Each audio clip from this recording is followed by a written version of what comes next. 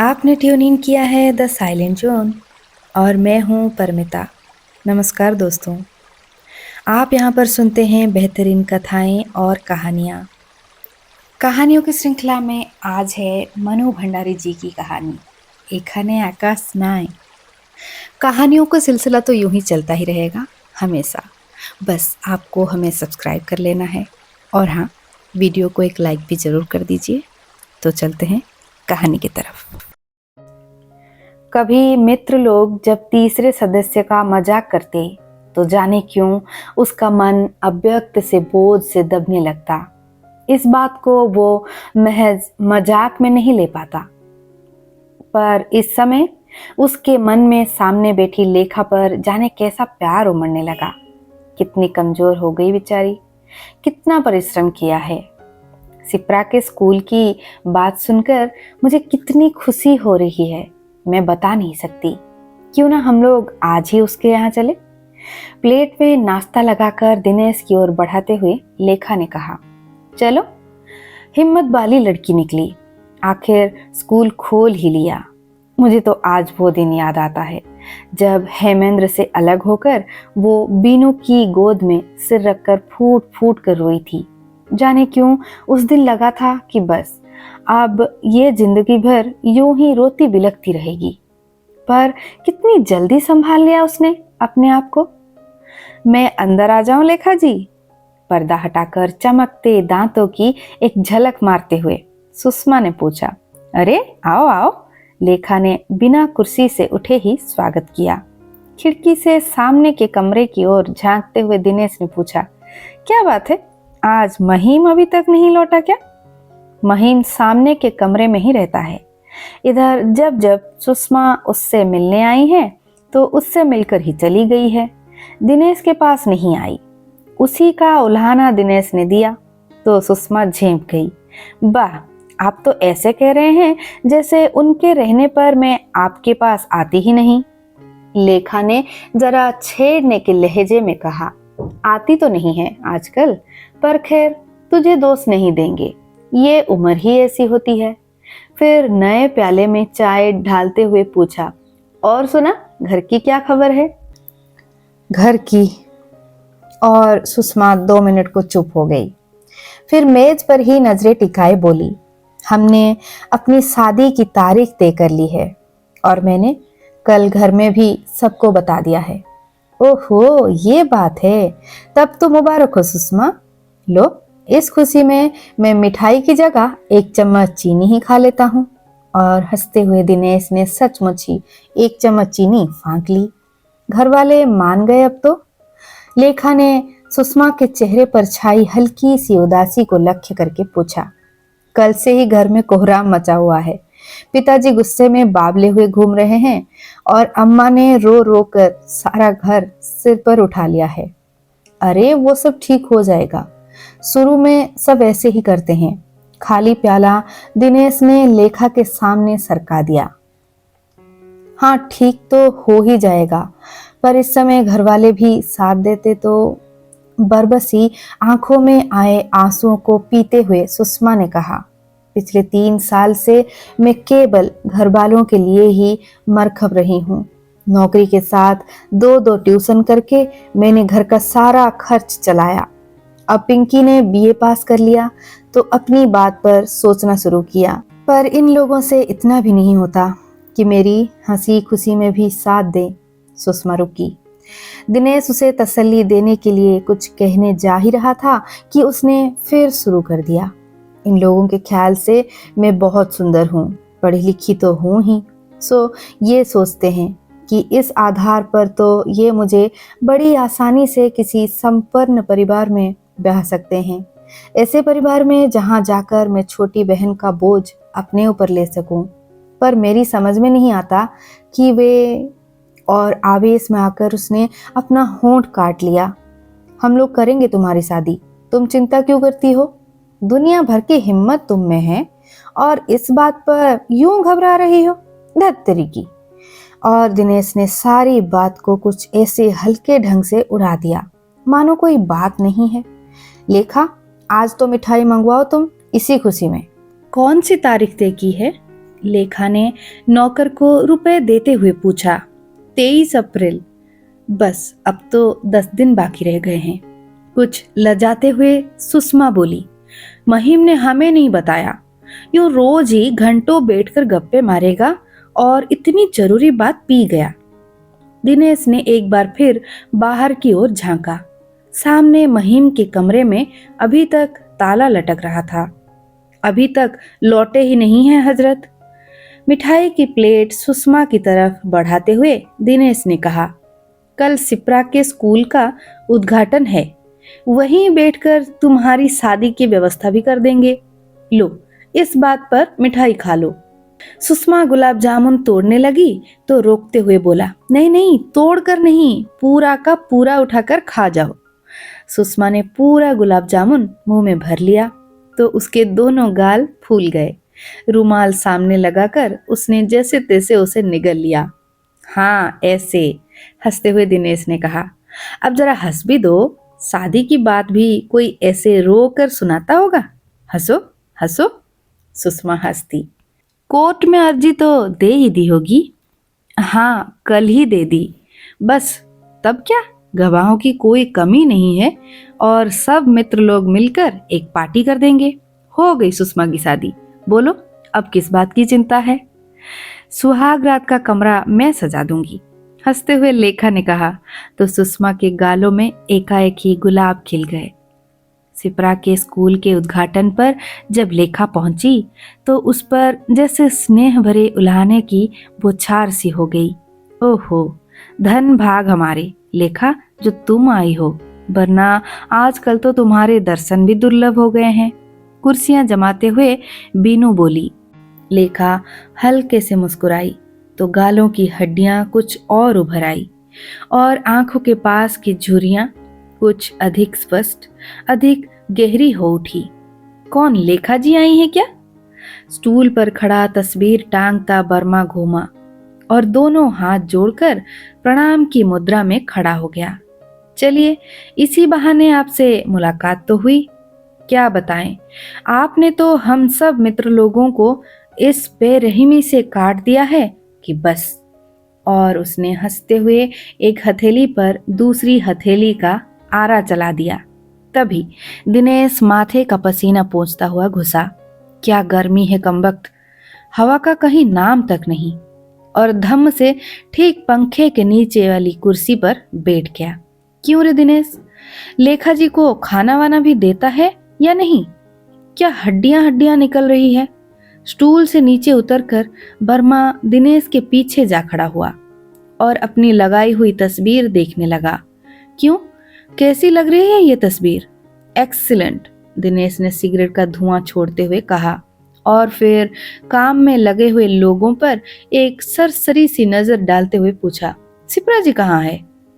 दिनेश की बगल वाली कुर्सी पर बैठते हुए बर्मा ने कहा, वे कुछ सामान खरीदने गई है, आती ही होगी। और सिगरेट निकालकर सुलगाने लगा। तुम्हारी कंपनी का क्या तय हुआ?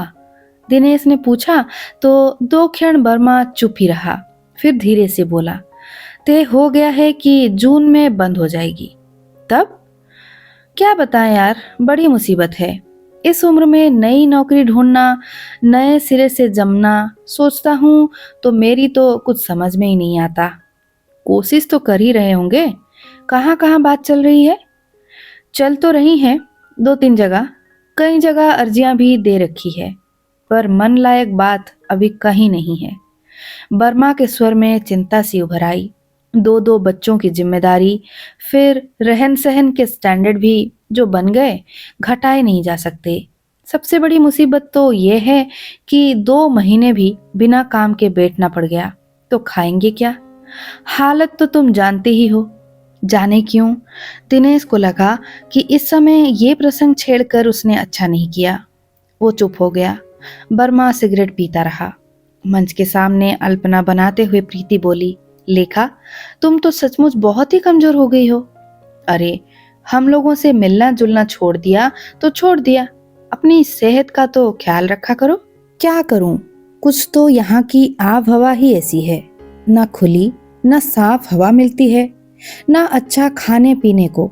फिर इधर कुछ लेखा की बात को बीच में काटकर मेहरा बोला, अरे साहब, कॉलेज और घर के काम के साथ साथ 2 साल में थेसिस लिख डालना कोई सरल काम है क्या? हम तो आपकी लगन और परिश्रम को दाद देते हैं लेखा जी। सभी ने इस बात को महसूस किया कि मेहरा के लहजे में लेखा की प्रशंसा कम और प्रीति के निकम्मेपन पर आरोप ज्यादा था। प्रीति खून का घूंट पी कर रह गई। वो जानती है कि जब से उसने स्कूल छोड़ा है, मेहरा उसे जब तब यूं ही ताने सुनाया करता है। उससे घर का और स्कूल का काम साथ साथ नहीं होता तो वो क्या करे? नौकरों का तो ये हिसाब है कि 4 दिन रहते हैं तो 8 दिन गायब। फिर वो लेखा की तरह अकेली भी नहीं कि चाहे जैसे रह लिया, चाहे जैसे खा लिया। सास ससुर के साथ रहती है, घर के काम में जरा सी कसर हुई नहीं कि महाभारत मच जाता है। हार कर उसने नौकरी छोड़ दी तो अब मेहरा नाराज। उसकी आय भी घर का एक सहारा थी, पर वो क्या करे? ये दोहरी मेहनत उससे नहीं होती। वो काम करती थी तब भी खुश नहीं थी, छोड़कर और भी दुखी हो गई। मेहरा के मन में ये भाव है कि वो उसके माता पिता के साथ रहने से प्रसन्न नहीं है। बात कुछ हद तक ठीक भी है और इसलिए मेहरा उससे खींचता चला जा रहा है। दिनों दिन बढ़ते इस तनाव को वो स्वयं महसूस कर रही है, पर नहीं जानती कैसे इस तनाव को दूर करे। दोनों हाथों में ढेर सारी रजनीगंधा के फूल और 2 आदमियों के सिर पर कोको कोला की पेटियां लदवाए सिप्रा घुसी। सिप्रा जी, लीजिए, सब तैयार है।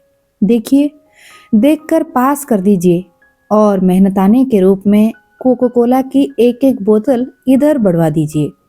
क्या गर्मी पड़ रही है कमबख्त, गला एकदम सूख गया है, बर्मा ने फरमाइश की। सिप्रा हंसी। उसने पेटियों में से बोतलें निकालकर एक एक के हाथ में थमाना शुरू किया और बोली, मैं तो आप लोगों के भरोसे एकदम ही निश्चिंत हूँ बर्मा भाई। और फिर सरसरी सी नजर सारे हॉल पर डाली। सारा हॉल जगमगा रहा था। सिप्रा का अपना मुख भी जैसे चमकने लगा।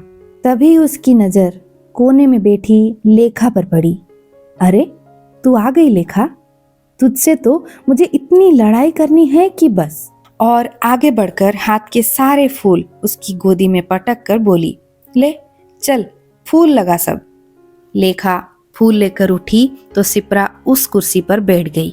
दिनेश ने हंसते हंसते कहा, सिप्रा जी, कल मुझे तो आप फोन पर इस कदर डांट रही थी, अब लड़िए ना लेखा से। सिप्रा कुछ कहती उसके पहले ही लेखा बोल पड़ी, 1 महीने बाद तेरे स्कूल की ही ड्यूटी बजाया करूंगी। सिप्रा, बस 1 महीने और रुक जा। 1 महीने बाद तेरी ये घुलती काया रह भी जाएगी। मुझे तो इसमें संदेह है। क्या सूरत बना रखी है? एकटक लेखा की ओर देखते हुए सिप्रा बोली।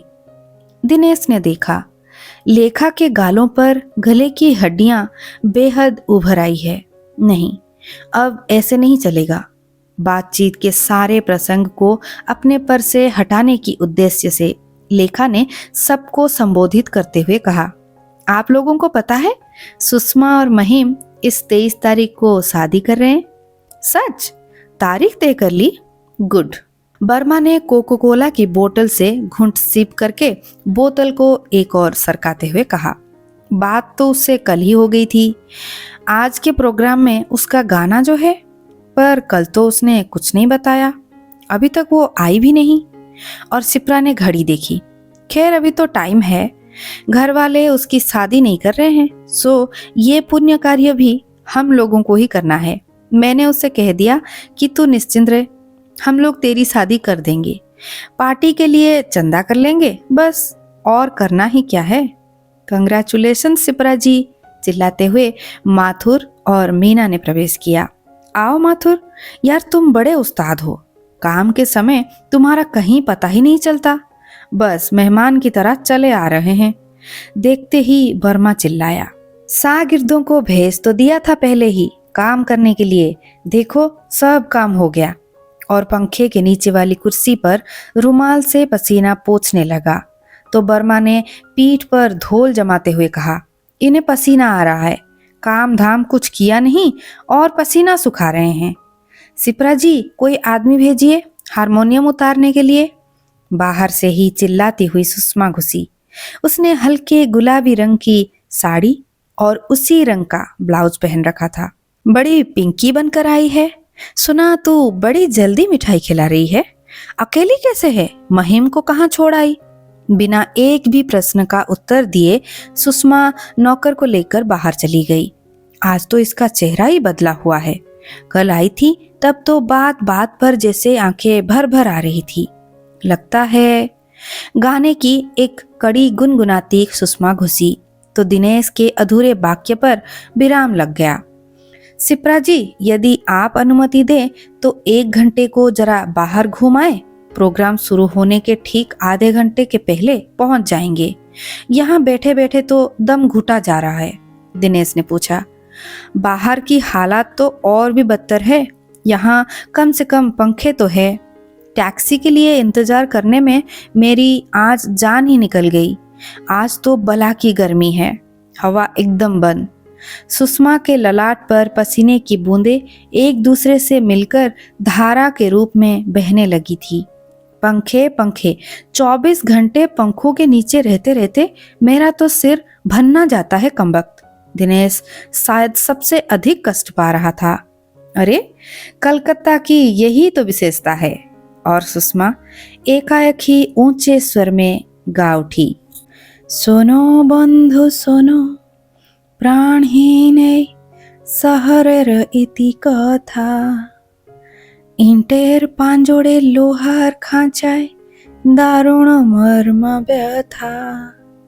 শোনো বন্ধু শোনো, প্রাণহীন শহরের ইতি কথা, এখানে আকাশ নাই, এখানে বাতাস নাই, এখানে আকাশ নাই, এখানে বাতাস নাই, এখানে অন্ধ গলির নরকে মুক্তির ব্যাকুলতা। শোনো বন্ধু শোনো, प्राणहीन शहर इति कथा। और सभी उसके स्वर में स्वर मिलाकर गाने लगे। एखाने आकाश नाय, एखाने बातास नाय। सारा हॉल संगीत से गूंज उठा और सारी घुटन और बेचैनी स्वर लहरियों पर थिरक थिरक कर इधर उधर बिखरने लगी। आगे की कहानी पार्ट 2 में सुनेंगे। आप सुनते रहिए द साइलेंट जोन। विदाई। जय जगन्नाथ।